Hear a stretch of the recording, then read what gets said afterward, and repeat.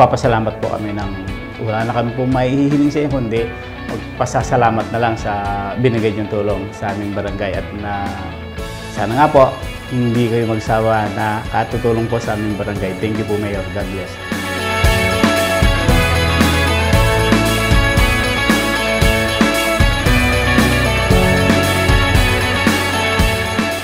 Actually ngayon pa lang talaga naman binibigay na namin ng suporta kay Mayor.